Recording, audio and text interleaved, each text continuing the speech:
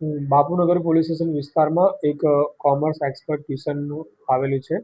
ત્યાં આગળ ગઈકાલે સવારના ટાઈમમાં ધોરણ 11માં જે 2 વિદ્યાર્થીઓ ભણતા હતા, એ લોકો ટ્યુશન ક્લાસીસમાં જતા હતા. એ દરમિયાન હાલના જે ભોગ બનનાર છે, એ પોતે ત્યાં આગળ જ્યાં બેઠેલા હતા, એ દરમિયાન હાલના જે કાયદાકીય સંઘર્ષિત કિશોર છે, એ ત્યાં આવેલા હતા અને ક્લાસરૂમમાં જગ્યા ન હતી.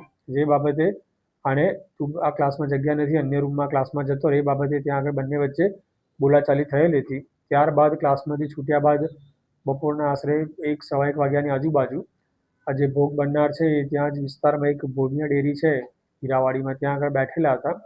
એ દરમિયાન જે હાલના કાયદાકીય સંઘર્ષિત કિશોર છે, તેણે ત્યાં આગળ આવીને એક નાનું છરા જેવા હથિયાર વડે એને પેટના ભાગે માર મારેલો હતો.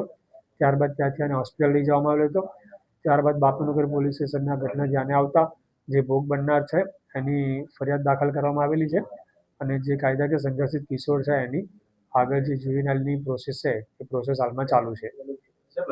કેટલા સમયથી આ ઝઘડો ચાલી રહ્યો હતો તેનાથી કોઈ હકીકત સામે આવી હતી કે હાલમાં અમે જે ટ્યુશન ક્લાસીસની પૂછપરછ કરી, તેમજ જ્યાં જોડે અન્ય વિદ્યાર્થીઓ ભણતા હતા, એ લોકોની પૂછપરછ દરમિયાન આ લોકો વચ્ચે ગઈકાલે જ ટ્યુશન દરમિયાન માથાકૂટ થયેલી હતી.